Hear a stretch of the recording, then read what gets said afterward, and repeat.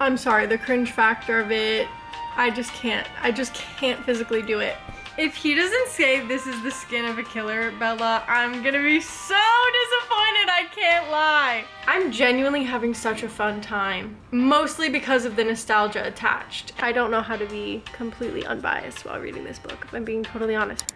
So, I had filmed the entire beginning part of this video, and somehow I deleted all the footage from the first 112 pages of me reading this book. So instead of crashing out, I'm just gonna pivot.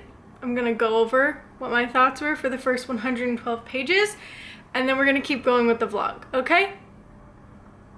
That's what we're gonna do. Let's begin.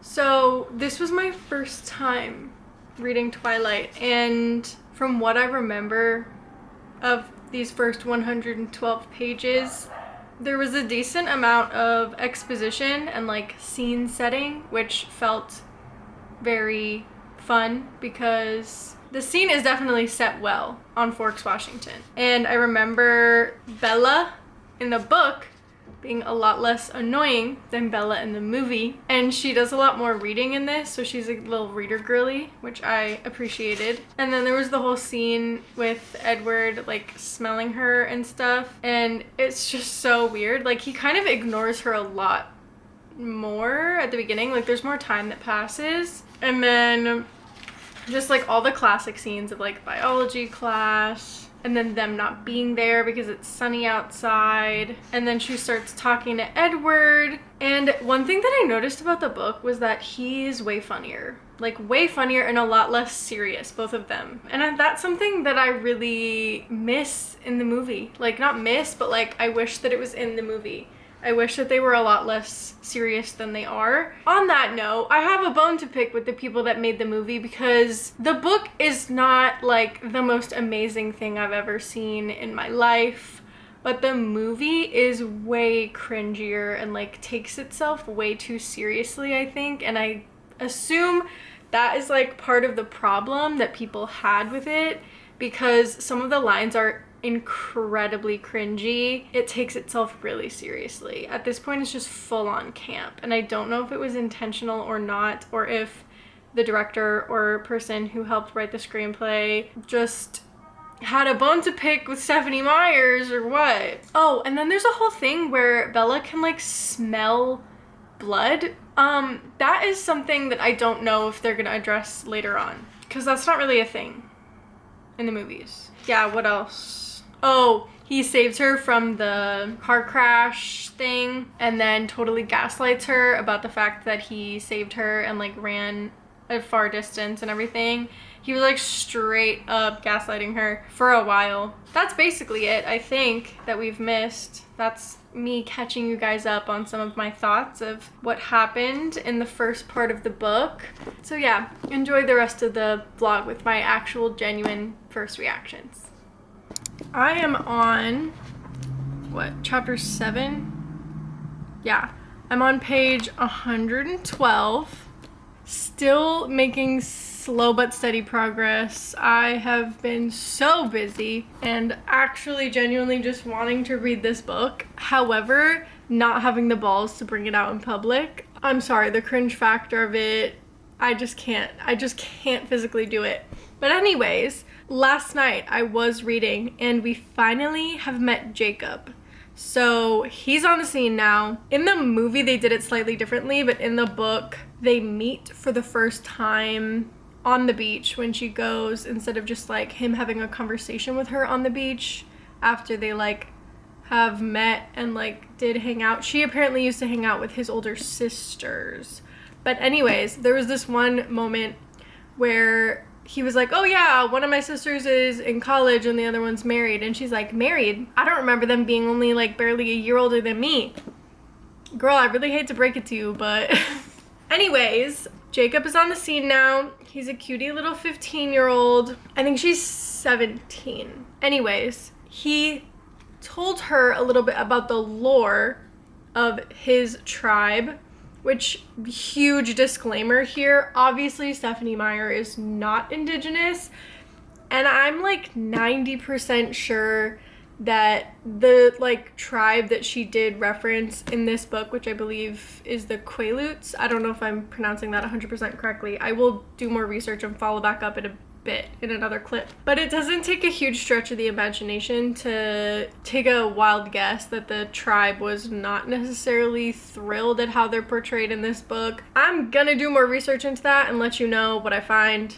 Okay, so doing a little bit of research on the official Quaalude website, I have found out they have their whole like creation story on the website, and they haven't actually made that many comments about how they feel about the movie series. Obviously it's got ups and downs because people are going to visit more, but then also people are going to visit more, you know what I mean? So it's like bringing money in, but it's also bringing a lot of people in, and it's like a lot of them aren't super respectful, so they've had to deal with that over the years. And I think the biggest problem with this whole situation is that she uses the Quaalude name and like kind of bastardizes their origin story, which basically just says that they were transformed from wolves by some person or thing that was wandering around in the forest. And I think some of the people in the tribe didn't really love the fact that she had them also be werewolves and like changing back into wolves sort of thing.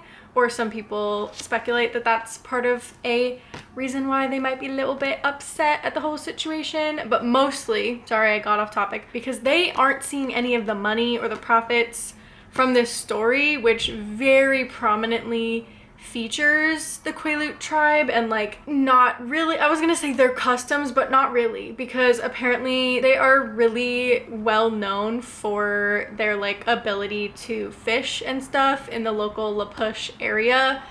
And yeah, it's just a lot of their story is kind of bastardized by Stephenie Meyer, and they don't get any money from any of the merch, which like prominently displays like Quaalude like tribal symbols and stuff.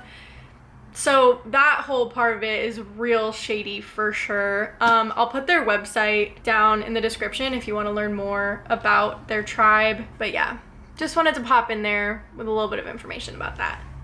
Yeah, he was telling us about some like, you know, history about how they were connected to wolves and blah blah blah. So the seed has been planted. Also, he talked about the cold ones and actually literally used the word vampire. So she like, instead of looking up like, ooh, Quaalude legends, whatever, she went on her old ass computer with dial-up internet and looked up vampires and was like, this is so stupid, like why am I looking up vampires right now? Like, I'm losing my mind.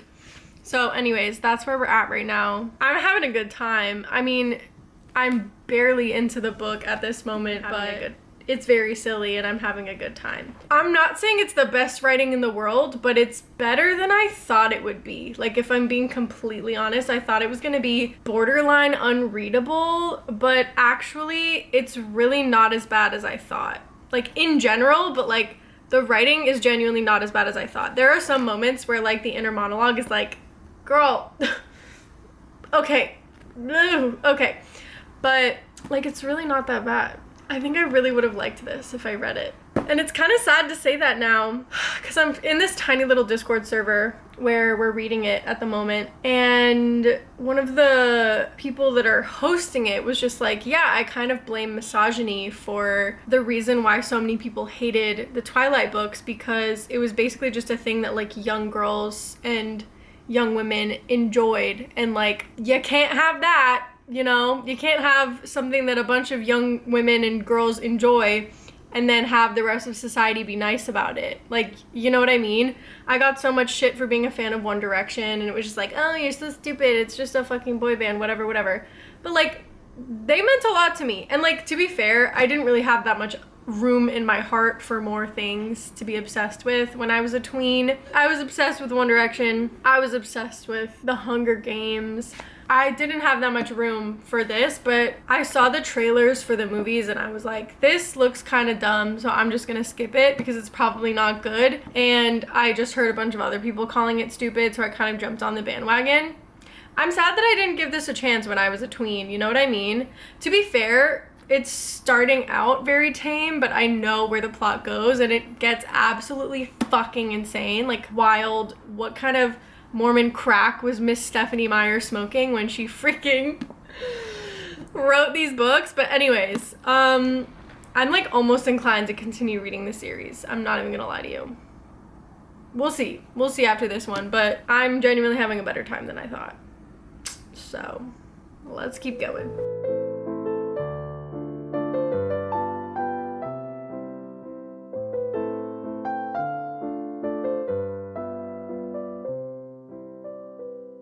Bit my lip counter, number 3. They basically just had the whole conversation, and he essentially admitted to her that he's a vampire, although no one ever said it outright, and it was so much less dramatic than it is in the movie. I missed the movie one. I was just like, it's so dramatic and ridiculous, and this is very like straightforward and reasonable. I'm seeing where like they took different pieces of conversations and put it in different places in the movie though. I feel like all I do in this vlog is come to you from this beanbag and give you updates.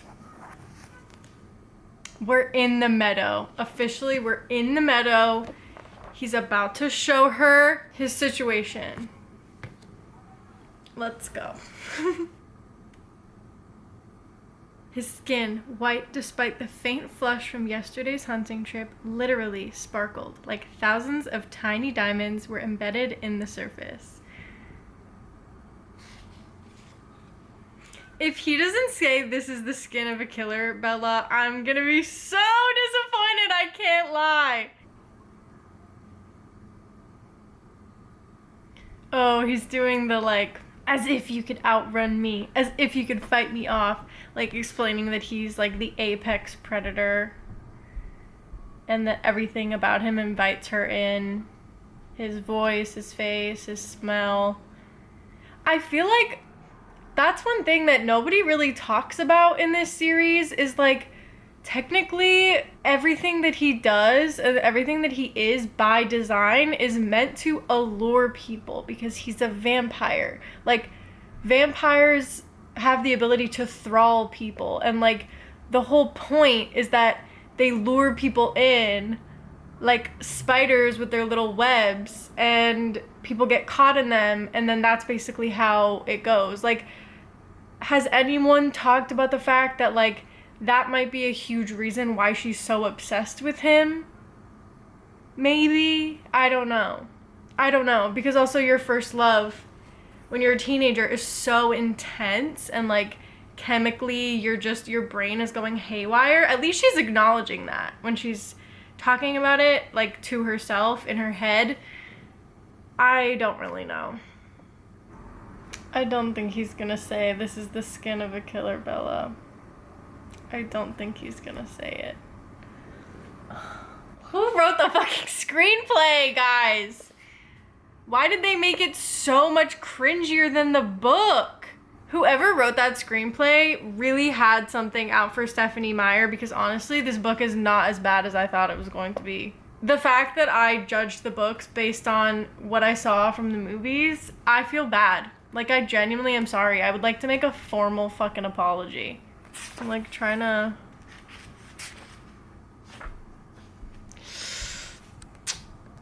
Okay, I know he's talking about the fact that he's literally just spent the last 2 months trying his damnedest not to literally murder her. But why is this love confession so romantic?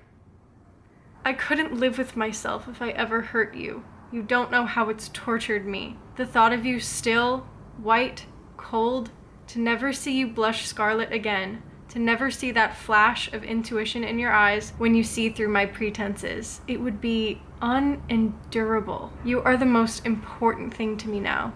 The most important thing to me ever.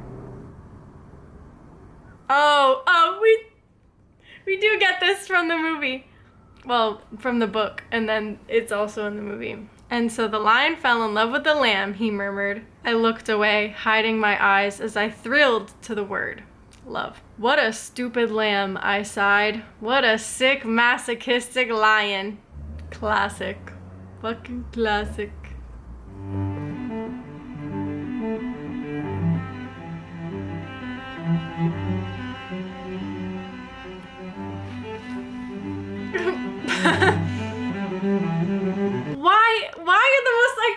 lines, not even from the book. Are you kidding me? Are you kidding me? He doesn't even say, hold on tight, spider monkey. I want my money back, honestly. No, I really have a bone to pick with the people who wrote that script, because why the fuck did you do this book so dirty? I'm not saying it's the best book I've ever read, but like, genuinely, the way that I actually thought this was just gonna be a pile of dog shit. Okay, I think the reason why I'm enjoying this so much is multifaceted. First of all, the nostalgia, because I've seen the movies. I grew up during the Twilight craze. So like I understand the cultural phenomenon and the weight that it holds. And like I grew up with the memes, you know what I mean? I had all of that swirling around all the time. Like the way that I knew most of the plot of the 3 or 4 books and the 5 movies before watching them and now reading them is just a testament to how much these books are talked about in popular culture. But also, I was expecting this to be really bad, like really bad writing, crazy, whatever. I know that the plot starts getting like a lot more insane as you keep going throughout the series. I'm fully aware of that.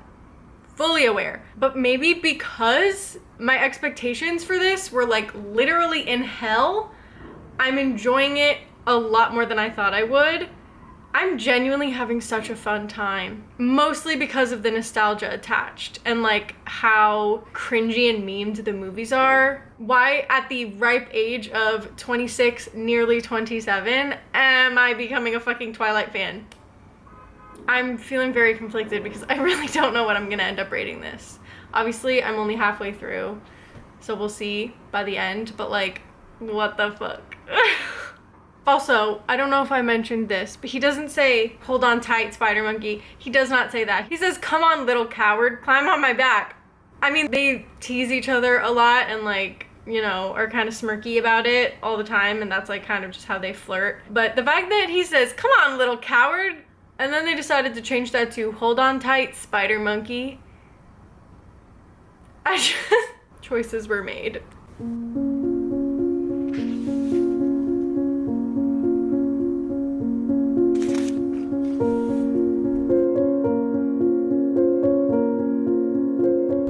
Okay, I have a little break at work and I'm reading. I'm 2/3 of the way through the book now, but I'm so happy that we got Carlisle's backstory. And we're about to play baseball.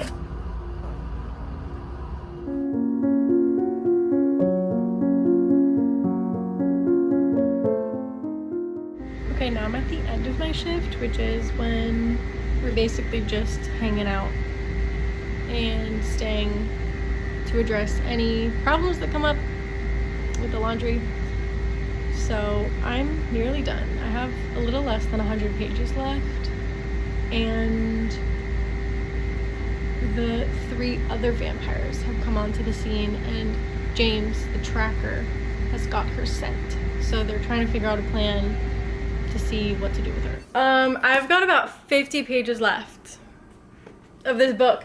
So my goal is obviously to finish it right now in one sitting. What did I miss? Because I feel like there was a moment there where I wasn't updating you guys on what was going on. Obviously, it's hard because I already know what goes on because I've seen the movies. One thing about the books that happens almost just as fast as it happens in the movies is that they just like fall in love with each other, like real fast. I think a little bit more time elapses from like meeting versus them finally admitting that they're in love with each other, or at least it's obviously a bit more clear in the books that more time has elapsed.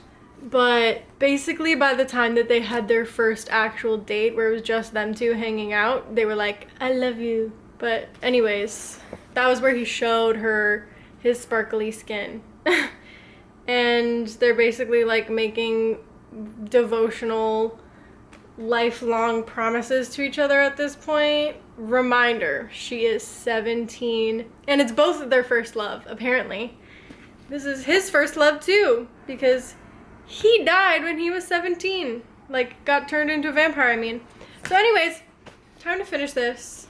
James is tracking her he is chasing after her, and they are now in Phoenix. And I feel like some shit's about to go down. I don't know if it's gonna be exactly the same as in the movie. Second to last page, we have lip bite number 5. But that is all on Twilight. In the epilogue, he ends up taking her to prom, and Jacob shows up and is like, my dad is warning you to break up with Edward, and also he says, we're watching you. He's like, I don't believe it, but my dad is very superstitious and blah blah blah, whatever. So that's definitely setting up the second book. I think number 2 is a lot more werewolfy, which I'm pretty excited about. I can't lie. I can't believe it. I'm done. Final thoughts. I think Bella is the dumbest character I've ever seen. She's a lot worse in the movies, but she's still not great in the books. She makes absolutely insane decisions. The fact that she's like, I want to be with you forever. I love you more than anything else in the entire world. And they've like literally known each other for a few months, I think, at this point. Yeah, so it's pretty wild. I really have no idea what I'm gonna rate this book because I had fun while reading it and the writing was decent. It was interesting enough. There was a lot of times where I rolled my eyes. There was also a lot of times where things were very predictable. Also a lot of things where it was just like beating a dead horse, where it's like, no, I'm so dangerous and blah blah blah, whatever. Like, I'm leaning towards a 3.5, honestly, because it wasn't the worst thing I've ever read, like genuinely. I was like intrigued to continue reading it, but I also don't know if that's just because of the nostalgia attached. I don't know how to be completely unbiased while reading this book, if I'm being totally honest. But anyways, yeah, that's it for the Twilight book. This was fun. Let me know if there's any other fun spoiler reading vlogs that you'd like me to do, because I really enjoy doing them. Anyways, those are my thoughts on Twilight. I had a better time than I thought. I definitely have a bone to pick with the people who wrote the movie or greenlighted like half the stuff that went on. And I think officially my final rating is going to be a 3.25 because genuinely I was intrigued to keep reading. I have started New Moon. I've gotten about 20% into that book and I can't lie, Bella is absolutely insufferable in this book. I do not know if I will be able to continue, if I'm being totally honest. So, we will see if my Twilight journey continues. But until then, I'm sending you all my love because we're all just trying our best out here. Even Stephanie Meyer, I guess. So, I'll see you in the next reading vlog. Till then, happy reading.